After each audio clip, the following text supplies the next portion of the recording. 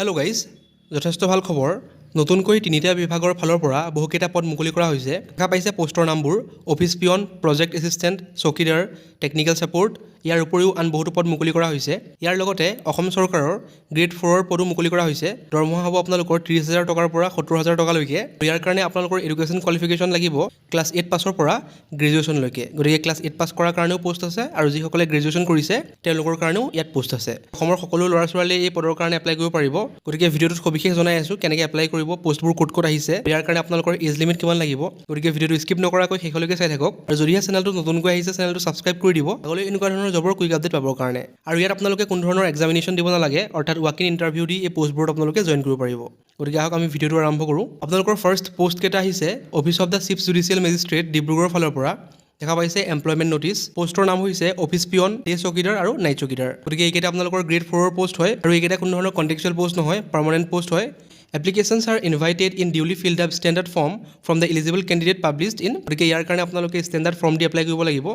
গতিকে standard ফৰ্মৰ PDF মোৰ Telegram চেনেলত দিয়া আছে, তাৰ পৰা আপোনালোকে ডাউনলোড কৰি প্ৰিণ্ট আউট কৰি ল'ব পাৰিব। দেখা পাইছে পোষ্টৰ নামটো মই কৈছোঁৱে। ফাৰ্ষ্ট পোষ্টটো হৈছে অফিচ পিয়ন, ইয়াৰ কাৰণে এটা পোষ্ট আছে আৰু স্কেল অফ পেটো উল্লেখ কৰিছে। দেখা পাইছে আপোনালোকৰ 12,000 টকাৰ পৰা 52,000 টকালৈকে। ইয়াত আপোনালোকৰ গ্ৰেড পে থাকিব 3,900 টকা। দেখা পাইছে পোষ্ট কেটেগৰী আনৰিজাৰ্ভৰ কাৰণে এটা আছে। গতিকে ইয়াত সকলো কেটেগৰীৰ পৰা এপ্লাই কৰিব পাৰিব। ছেকেণ্ড পোষ্টটো হৈছে ডে চকীদাৰ, ইয়াৰ কাৰণেও এটা পোষ্ট আছে। পে'মেণ্টটো ছেম হয় 12,000 পৰা 52,000 টকালৈকে। গ্ৰেড পে 3,900 টকা। ইয়াৰ কাৰণেও এটা পোষ্ট আছে, অৰ্থাৎ সকলোৱে এপ্লাই কৰিব পাৰিব। 3 নম্বৰ পোষ্টটো হৈছে নাইট চকীদাৰ, ইয়াৰ কাৰণেও এটা পোষ্ট আছে আৰু চেলাৰী ছেম হয়। যদিহে আপোনালোকে ইয়াৰ PDF অৰ্থাৎ এই এডভাৰটাইজমেণ্টৰ PDF ভালদৰে চাব বিচাৰে তেনেহ'লে ডেছক্ৰিপশ্যন বক্সত মোৰ টেলিগ্ৰাম চেনেলৰ লিংক থাকিব, তাত ক্লিক কৰি জইন হৈ ল'ব। তাতে আপোনালোকে এই এডভাৰটাইজমেণ্টৰ PDF লাভ কৰিব। দেখা পাইছে ইয়াৰ কাৰণে আপোনালোকৰ এডুকেশ্যন কোৱালিফিকেশ্যন লাগিব ক্লাছ 8 পাছ। গতিকে আপোনালোকে যদিহে ক্লাছ 8 পাছ কৰিছে তেনেহ'লে এই পোষ্টৰ কাৰণে এপ্লাই কৰিব পাৰিব। আৰু উল্লেখ কৰিছে the candidate who have passed HSSLC। গতিকে যিসকলে 12 পাছ কৰিছে তেওঁলোকে এই পোষ্টৰ কাৰণে এপ্লাই কৰিব নোৱাৰে। আৰু গম পায় ছেকেণ্ডত উল্লেখ কৰিছে candidate must B Indian citizen. গতিকে আপোনালোক ইণ্ডিয়ান চিটিজেন হ'ব লাগিব। আপোনালোকৰ এজ লিমিটটো উল্লেখ কৰিছে যে মিনিমাম হৈছে 18 বছৰ আৰু মেক্সিমাম হৈছে 40 বছৰ আৰু মেক্সিমাম হৈছে 40 ইয়াৰ্ছ অৰ্থাৎ 40 বছৰ। আৰু ইয়াৰ লগতে আপোনালোকে এজ ৰিলেক্সেশ্যন পাই যাব। দেখা পাইছে 43 for OBC MOBC, 45 for ST SC আৰু 50 ফৰ PWBD কেণ্ডিডেট। গতিকে এই পোষ্টৰ কাৰণে আপোনালোকে এজ ৰিলেক্সেশ্যন পাই যাব। আপোনালোকৰ নাম এমপ্লয়মেণ্ট এক্সচেঞ্জত ৰেজিষ্টাৰ হ'ব লাগিব। গতিকে ইয়াত আপোনালোকৰ এমপ্লয়মেণ্ট এক্সচেঞ্জৰ চাৰ্টিফিকেট লাগিব এপ্লাই কৰিবৰ কাৰণে। দেখা পাইছে আপোনালোকে এপ্লিকেশ্যনৰ লগত কি দিব উল্লেখ কৰিছে যে all testimonials regarding education qualification, age, caste along with 2 copies of recent passport size photograph. গতিকে আপোনালোকৰ সকলোবোৰ এডুকেশ্যন কোৱালিফিকেশ্যনৰ ডকুমেণ্টছ লাগিব, তাৰ লগতে এজ প্ৰুফৰ কাৰণে ডকুমেণ্টছ লাগিব। আৰু দেখা পাইছে উল্লেখ কৰিছে যদিহে আপোনালোকে নিৰ্দিষ্ট কাষ্টৰ পৰা বিলং কৰে তেনেহ'লে সেই কাষ্ট চাৰ্টিফিকেট ইয়াত লাগিব। গতিকে আপোনালোকৰ 2 copy recent passport size photograph দিব লাগিব। আৰু সকলোবোৰ ডকুমেণ্টছত আপোনালোকৰ ছেল্ফ এটেষ্টেড লাগিব, অৰ্থাৎ নিজৰ চাইন কৰা হ'ব লাগিব। আৰু দেখা পাইছে 7 নম্বৰ পইণ্টত উল্লেখ কৰিছে যে eligible candidate will have to appear in viva. গতিকে আপোনালোকে ভাইভাৰ কাৰণে যাব লাগিব, যোনটো আপোনালোকৰ ইণ্টাৰভিউ বুলি ক'ব পাৰি। আৰু ডেটটো আপোনালোকৰ নটিফাই কৰিব পিছত। গতিকে ডেটটো জানিবৰ কাৰণে আপোনালোকে যোনটো ৱেবছাইট দিয়া আছে dibrugad.dcourts.gov.in তাত ভিজিট কৰি থাকিব লাগিব। তাতে আপোনালোকে সকলোবোৰ ইনফৰমেশ্যন লাভ কৰিব কেতিয়া আপোনালোকৰ ভাইভা কণ্টেক্ট কৰা হ'ব এপ্লাই কৰাৰ পাছত। আৰু আপোনালোকে এপ্লাই কেনেকৈ কৰিব দেখা পাইছে envelope containing application should indicate the name of the post. গতিকে আপোনালোকে যি পোষ্টৰ কাৰণে এপ্লাই কৰে এনভেলপৰ ওপৰত সেই পোষ্টৰ নাম উল্লেখ কৰিব লাগিব। দেখা পাইছে ইয়াত মেনশ্যন কৰিছে application for the post of chowkidar, day chowkidar. আপোনালোকে জুইৰ কাৰণে এপ্লাই কৰে তাৰ নামটো ইয়াত উল্লেখ কৰিব লাগিব আৰু আপোনালোকে পঠাব লাগিব চিফ জুডিচিয়েল মেজিষ্ট্ৰেট নিয়াৰ ফুলবাগান 80 ৰোড ডিব্ৰুগড়। পিন নম্বৰটো উল্লেখ কৰিছে, ইয়াত আপোনালোকে পঠাব লাগিব। যদিহে আপোনালোকে ডিব্ৰুগড়তে থাকে তেনেহ'লে নিজে গৈ দিব পাৰে, আৰু যদিহে আপোনালোকে অন্য ডিষ্ট্ৰিক্টৰ পৰা এপ্লাই কৰে তেতিয়াহ'লে আপোনালোকে বাই পোষ্ট কৰিব পাৰে এইটো এড্ৰেছত। আৰু ইয়াৰ কাৰণে আপোনালোকৰ লাষ্ট ডেটটো উল্লেখ আছে। Last date of receipt of the application in the drop box is 31/8/2026। গতিকে 31 আগষ্ট ইয়াৰ কাৰণে লাষ্ট ডেট। যদিহে আপোনালোকে বাই পোষ্ট পঠায় 31 আগষ্টৰ আগত আপোনালোকৰ এপ্লিকেশ্যনখন গৈ অফিচ পাব লাগিব, তেতিয়াহে আপোনালোকৰ এপ্লিকেশ্যনখন একচেপ্ট কৰা হ'ব। গতিকে যদিহে আপোনালোকৰ কোৱালিফিকেশ্যনৰ সৈতে মিলে তেনেহ'লে এই পোষ্টৰ কাৰণে এপ্লাই কৰিব পাৰে। এইকেইটা আপোনালোকৰ পাৰ্মানেণ্ট জব হয়, চৰকাৰী চাকৰি। গতিকে এতিয়া চাওঁ আহক নেক্সট পোষ্টটো ক'ৰ পৰা আহিছে আৰু কেনেকৈ এপ্লাই কৰিব। দেখা পাইছে নেক্সট পোষ্টটো আহিছে office of the principal, Assam medical college. গতিকে আছাম মেডিকেল কলেজৰ ফালৰ পৰা এই পোষ্টটো আহিছে। দেখা পাইছে ৱাক ইন ইণ্টাৰভিউ। গতিকে ইয়াতো আপোনালোকে কোনো ধৰণৰ এক্সামিনেশ্যন দিব নালাগে, ইণ্টাৰভিউ দি এই পোষ্টবোৰত আপোনালোকে জইন কৰিব পাৰিব। দেখা পাইছে এইটো আপোনালোকৰ প্ৰজেক্ট বেছড পোষ্ট হয়। প্ৰজেক্টৰ নামটো উল্লেখ কৰিছে ICMR প্ৰজেক্ট হয়। Anand Muskaan a multi site implementation research on primary school based tooth brushing and oral health education in India. গতিকে এইটো আপোনালোকৰ প্ৰজেক্ট হয়। দেখা পাইছে পোষ্টৰ নাম হৈছে প্ৰজেক্ট টেকনিকেল ছাপোৰ্ট 3 আৰু ইয়াৰ কাৰণে ৱাক ইন ইণ্টাৰভিউটো কণ্ডাক্ট কৰা হ'ব 14/8 অৰ্থাৎ 14 আগষ্ট তাৰিখে। টাইমটো উল্লেখ কৰিছে 10টাৰ পৰা। ভেনিউটো উল্লেখ কৰিছে গভৰ্ণমেণ্ট ডেণ্টেল কলেজ ডিব্ৰুগড়।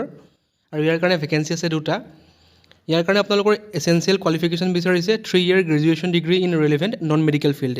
গতিকে আপোনালোকে যদিহে psychology, sociology, statistics, social work আদিত গ্ৰেজুৱেশ্যন কৰিছে তেতিয়াহ'লে আপোনালোকে এই পোষ্টৰ কাৰণে এপ্লাই কৰিব পাৰে। যদিহে আপোনালোকে MSW কৰিছে তেতিয়াও এই পোষ্টৰ কাৰণে আপোনালোকে এপ্লাই কৰিব পাৰে। দেখা পাইছে ইয়াত বিচাৰিছে আৰু +2 years experience or post graduate degree in relevant subject. আৰু এই পোষ্টৰ কাৰণে ডিজাইৰেবল কোৱালিফিকেশ্যনত বিচাৰিছে knowledge or research experience in oral health. তাৰ লগতে বাকীবোৰ আপোনালোকে চাই ল'ব। মোৰ টেলিগ্ৰাম চেনেলতে আপোনালোকে ইয়াৰ PDF লাভ কৰিব, গতিকে জইন হৈ ল'ব। ইয়াৰ কাৰণে আপোনালোকৰ মান্থলি চেলাৰী থাকিব 28,000 টকাকৈ প্ৰতি মাহত। তাৰ লগতে আপোনালোকৰ 10% থাকিব HRA অৰ্থাৎ হাউচ ৰেণ্ট এলাৱেঞ্চেছ। টোটেল আপোনালোকৰ থাকিব 30,800 টকাকৈ। আৰু ইয়াত উল্লেখ কৰিছে age limit not exceeding 35 years, গতিকে আপোনালোকৰ 35 বছৰ বয়সলৈকে ইয়াত এপ্লাই কৰিব পাৰিব। টেনিয়ৰটো উল্লেখ কৰিছে 7 মাহ, দেখা পাইছে 7 months অৰ এক্সটেণ্ডেবল টিল কমপ্লিশ্যন অফ প্ৰজেক্ট। গতিকে এই পোষ্টটো থাকিব আপোনালোকৰ 7 মাহৰ কাৰণে, আৰু নহ'লে আপোনালোকৰ যেতিয়ালৈকে প্ৰজেক্টটো চলি থাকে তেতিয়ালৈকে আপোনালোকৰ এই পোষ্টটো থাকিব। আৰু আপোনালোকৰ ডিউটিবোৰ কি হ'ব দেখা পাইছে, উল্লেখ কৰিছে field visit, conduction of interviews, recording proforma, stock and inventory management, data entry in REDCap software, এইবোৰ আপোনালোকৰ ডিউটিজ হ'ব। আৰু আপোনালোক ফ্লুৱেণ্ট ইন আছামিজ হ'ব লাগিব, অৰ্থাৎ অসমীয়া ভালকৈ ক'ব পাৰিব লাগিব।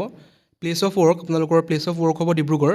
ছেকেণ্ড পোষ্টটো হৈছে প্ৰজেক্ট টেকনিকেল ছাপৰ্ট 1, ইয়াৰ কাৰণেও আপোনালোকৰ ইণ্টাৰভিউটো কণ্ডাক্ট হ'ব 14 তাৰিখে, অৰ্থাৎ 14 আগষ্ট তাৰিখে। ভেন্যু ছেম হয়, government dental college AMC Dibrugarh. Number of vacancy ইয়াৰ কাৰণে এটা পোষ্ট আছে। এই পোষ্টৰ কাৰণে আপোনালোকৰ কোৱালিফিকেশ্যন বিচাৰিছে graduation with diploma in computer application, গতিকে আপোনালোকে চিম্পলি গ্ৰেজুৱেশ্যন কৰিলে এই পোষ্টৰ কাৰণে এপ্লাই কৰিব পাৰিব।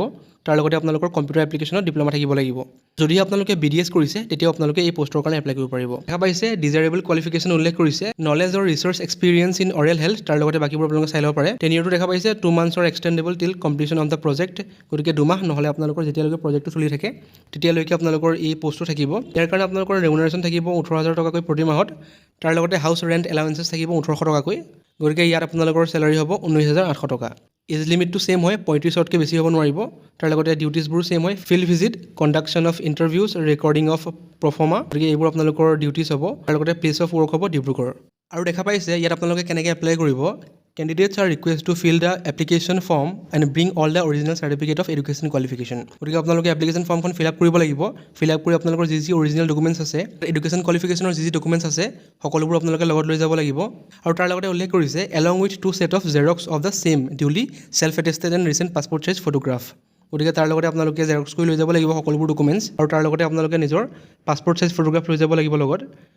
আৰু দেখা পাইছে following self attested documents are to be enclosed with application. আপোনালোকে কি দিব লাগিব এপ্লিকেশ্যনৰ লগত, proof of date of birth, আপোনালোকৰ ডেট অফ বাৰ্থৰ প্ৰুফ দিব পাৰে। B নম্বৰ দিয়া আছে, এডুকেশ্যন কোৱালিফিকেশ্যনৰ যি ডকুমেণ্টছ আছে ইয়াত দিব লাগিব। তাৰ লগতে আপোনালোকৰ এক্সপিৰিয়েঞ্চ চাৰ্টিফিকেট দিব লাগিব। আৰু তাৰ লগতে D নম্বৰত উল্লেখ কৰিছে CV, অৰ্থাৎ আপোনালোকৰ এখন বায়'ডাটা এপ্লিকেশ্যনৰ লগত দিব লাগিব। গতিকে আপোনালোকৰ যদিহে কোৱালিফিকেশ্যনৰ সৈতে মিলে তেনেহ'লে এই পোষ্টৰ কাৰণে এপ্লাই কৰিব পাৰে। যিহেতু ৱাক ইন ইণ্টাৰভিউ কণ্ডাক্ট কৰা হ'ব 14 অৰ্থাৎ 14 আগষ্ট তাৰিখে, গতিকে আপোনালোকৰ ঘৰ যদি ডিব্ৰুগড়ত হয় তেতিয়াহ'লে এই পোষ্টৰ কাৰণে এপ্লাই কৰিব পাৰে। এতিয়া চাওঁ আহক নেক্সট পোষ্টটো ক'ৰ পৰা আহিছে আৰু কেনেকৈ এপ্লাই কৰিব। দেখা পাইছে নেক্সট পোষ্টটো আহিছে ডক্টৰ ভুৱনেশ্বৰ বৰুৱা কেঞ্চাৰ ইনষ্টিটিউটৰ ফালৰ পৰা ৱাক ইন ইণ্টাৰভিউ। ইয়াৰ কাৰণেও আপোনালোকৰ ৱাক ইন ইণ্টাৰভিউ কণ্ডাক্ট কৰা হ'ব, অৰ্থাৎ এক্সামিনেশ্যন কণ্ডাক্ট কৰা নহয়। পোষ্টৰ নাম হৈছে প্ৰজেক্ট এছিষ্টেণ্ট। ইয়াৰ কাৰণে আপোনালোকৰ ৱাক ইন ইণ্টাৰভিউটো কণ্ডাক্ট কৰা হ'ব 13/8 অৰ্থাৎ 13 আগষ্ট তাৰিখে। পোষ্টৰ নাম হৈছে project assistant. Number of post এটা আছে, এইটো আপোনালোকৰ প্ৰজেক্ট বেছড পোষ্টেই হয়। আপোনালোকৰ চেলাৰী থাকিব 31,000 টকাকৈ প্ৰতি মাহত, অৰ্থাৎ 31,000।